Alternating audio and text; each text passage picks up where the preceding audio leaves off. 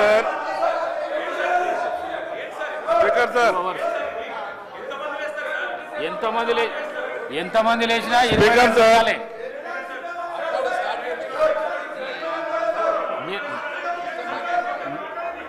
అధ్యక్ష మీరు రైతు భరోసాలో 5 minutes లా కంప్లీట్ చేస్తా అంటే చేయండి, లేకుంటే మైక్ కట్ చేసేస్తాం.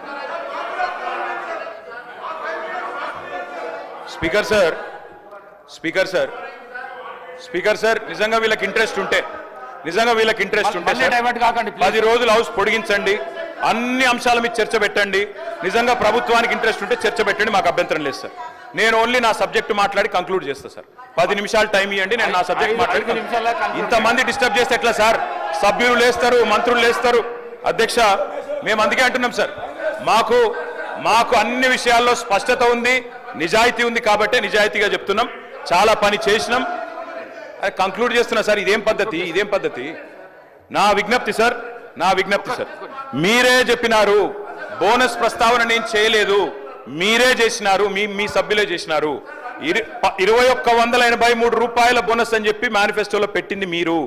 2183 బోనస్ అనేది దొడ్డు వడ్లకు సంబంధించిందని చెప్పి కేంద్ర ప్రభుత్వం యొక్క ఎంఎస్పీ లెక్క ఉన్నది. బోనస్ ఇస్తామని చెప్పింది దొడ్డు వడ్లకు, ఇవాళ మాట్లాడుతున్నది మాట తప్పి చెప్తున్నది సన్న వడ్లకని. ఇచ్చిన బోనస్ 700 కోట్లు. మళ్ళీ అదే చెప్తున్నా సార్ నేను. వాళ్ళు అడ్డమైన మాటలు మాట్లాడచ్చు, మేము మాట్లాడద్దా సార్? వాళ్ళు ఏది పడితే అది మాట్లాడచ్చు, మంత్రులు కూడా నోటికి వచ్చినట్టు మాట్లాడచ్చు, మేము వివరణ కూడా ఇవ్వద్దా? ఇదేం పద్ధతి? అధ్యక్ష, బోనస్ బోగస్ అయ్యింది. 700 కోట్ల బోనస్ ఇచ్చి 7600 కోట్ల రైతు బంధు ఎగ్గొట్టిన మాట ఖచ్చితంగా వాస్తవం. ఇది రాష్ట్రంలోని రైతులకు తెలుసు.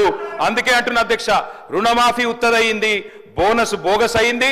రైతు బంధు కాదు అధ్యక్ష, దాని పేరు మార్చి రైతు భరోసా అని పెట్టి ఏదో మారుస్తున్నారు అధ్యక్ష. మీరు రైతులను ఏ మారుస్తున్నారు తప్ప ఏది కూడా చేస్తలేరు. అధికారంలోకి వస్తే తొలి కేబినెట్ లోనే రైతు భరోసాకు చట్టబద్ధత, 6 గ్యారెంటీలకు చట్టబద్ధత అన్నారు. తొలి కేబినెట్ జరగలేదా ఇంకా? లేకపోతే తొలి సంవత్సరం దడిచినా కూడా ఒక యాదికి వస్తలేదా? మీ రాహుల్ గాంధీ గారు చెప్పిండ్రు, ఏడబైంది మాట అని అడుగుతున్నాం. అధ్యక్ష, ఇంకొక మాట అధ్యక్ష, ఈ కాంగ్రెస్ పరిపాలనలో గత సంవత్సర కాలంగా రైతు బతుకుకు భరోసా లేదు, రైతు భూమికి భరోసా లేదు. పొలంలో ఉండాల్సిన రైతులు ఇవాళ జైళ్లలో ఉండే పరిస్థితి అధ్యక్ష. ఆనాడు ఎప్పుడు ముఖ్యమంత్రి గారు గద్దరన్న యాద్ చేస్తూ ఉంటారు. గద్దరన్న ఒక మాట చెప్పిండు అధ్యక్ష, దుక్కులు దున్నే రైతులకు బేడీలు ఎందుకు రో అని పాట పాడిండు అధ్యక్ష. ఇవాళ గద్దరన్న బతుకుంటే ఖచ్చితంగా ఆ పాట మళ్ళా గజ్జగట్టి పాడుతుంది అధ్యక్ష. చివరిగా నేను ఈ ప్రభుత్వానికి చేసే విజ్ఞప్తి ఒకటే, రైతు బంధును యథాతథంగా కంటిన్యూ చేయండి, ప్రజలకిచ్చిన మాట తప్పకండి. ఎట్టి పరిస్థితుల్లో ఈ రాష్ట్రంలో రైతులకు బేడీలేసిన చరిత్ర ఈ పార్టీ బీఆర్ఎస్ పార్టీకి ఉంది అధ్యక్ష. ఆ రోజు సన్న వడ్లేస్తే ఊరే అన్నది మీరు. ఇవాళ కౌలు రైతుల గురించి గొప్పగా మాట్లాడుతున్నారు. కౌలు రైతులకు ఎందుకు ఇవ్వాలి భరోసా? వాళ్ళు అద్దె ఇళ్లలో ఉన్నోడు ఓనర్ అవుతాడా? కౌలు రైతు ఓనర్ అవుతాడా అని ఆ రోజు మీరు మాట్లాడారు. ఇవాళ రైతుల మీద ఏదో గొప్పగా మాట్లాడుతున్నారు. నేను సవాల్ చేస్తున్నా అధ్యక్ష, ఈ రాష్ట్రంలో ఉన్న అందరి భూముల మీద క్లీన్ గా అక్కడ ఒక దగ్గర 100 ఎకరాల ఫామ్ హౌస్ ఉంటుంది, కానీ 10 మంది పేర్లు ఉంటాయి. అది బయట తీయండి. వాళ్ళకి ఇప్పుడు 5-6 లక్షల జీతాలు ఎత్తుకునేటోళ్ళు కూడా రైతు ముసుగులో రైతు బంధు తీసుకున్నారు. మీ హయాంలో గుట్టల సాగులో లేకుండా తీసుకున్నారు. మాలాంటి ఏరియాలలో మోకా మీద ఉండి సాగు చేసినా కూడా పట్టా లేకుంటే వాళ్ళకి మీ హయాంలో ₹1 రాలే, కానీ వాళ్ళు పంట పండించారు. మీరు ఇచ్చింది రైతు బంధు, రైతు పెట్టుబడి కాదు, పట్టా పెట్టుబడి ఇచ్చారు. పట్టా ఉంటేనే ఇచ్చారు ఆ రోజు, కానీ కౌలు రైతులకు ఇయ్యలే, చిన్న సన్నకారు రైతులు పట్టా లేనటువంటి వాళ్ళకి ఇయ్యలే. అదేవిధంగా రైతు రుణమాఫీ గురించి గొప్ప చెప్తున్నారు. మీరు అనేక మందిని మీరు చేసినటువంటి రుణమాఫీ వడ్డీ మాఫీ అయింది, రుణమాఫీ కాదు, అది వడ్డీ మాఫీ. ఆ వడ్డీ మాఫీలో కూడా మీరు అనేక మందికి రైతులకు నిబంధనలు పెట్టడంతో చాలా మంది ఈ నిబంధనల మూలంగా మేము ఇచ్చినటువంటి రుణమాఫీలోకి కూడా కొంతమంది రెన్యువల్ కానేటువంటి పరిస్థితి వాస్తవం. అలాంటి వాళ్ళే ఆగింది. అది 2014 నుంచి కొనసాగుతూ వస్తుంది. మీరు చేసినటువంటి రుణమాఫీ నిబంధనలు కొనసాగుతూ వస్తున్నాయి కాబట్టి అది గుర్తుపెట్టుకోండి. మీరు అన్ని బాగా చేసినాక 30,000 కోట్ల రైతుల రుణమాఫీ కాకుండా ఎట్లున్నాయి?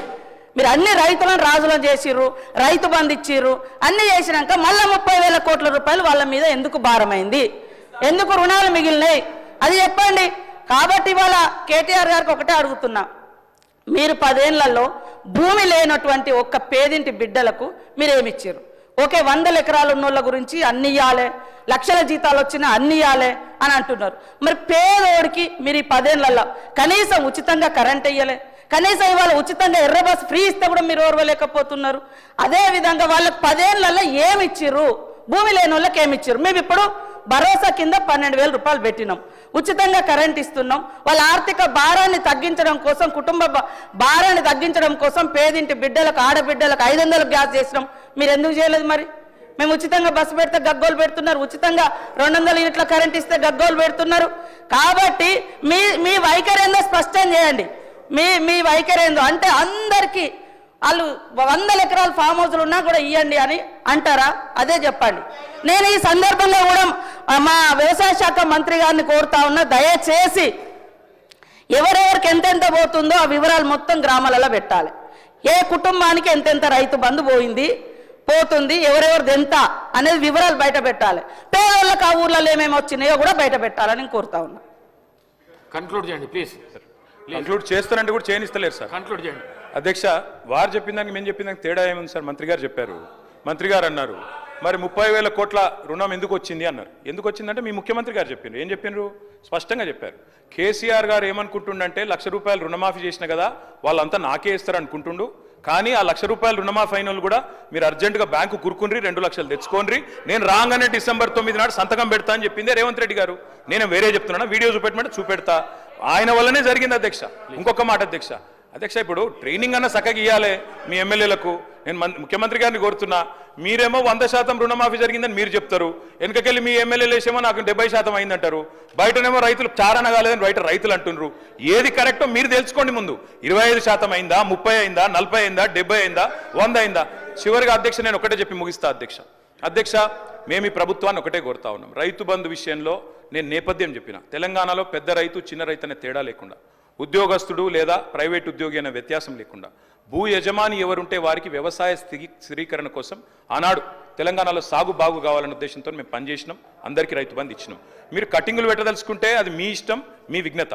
మేము ఆనాడు అందరికీ ఇచ్చే ప్రయత్నం చేసినాం. మీరు కూడా ఎలక్షన్లకు ముందు స్పష్టంగా చెప్పినారు, అందరికీ అన్ని అన్నారు, ఇలా కొందరికి కొన్ని అంటున్నారు. నేను ముఖ్యమంత్రి గారిని కోరుతా ఉన్నా, మీరు దయచేసి రైతులకు ఇచ్చిన ప్రతి వాగ్దానం నిలబెట్టుకోండి, అన్నదాత కోసం పనిచేయండి. కొడంగల్లో రైతులను జైల్లో పెట్టిన అదాని కోసం అట్లాంటి పనులు మాత్రం చేయకండి. అదేవిధంగా కేవలం కుటుంబం కోసం, అనుమూల కుటుంబం కోసం, బావమరిదికి అమృతం కోసం పనిచేయవద్దని ముఖ్యమంత్రిని పాయల్ శంకర్ గారు అధ్యక్ష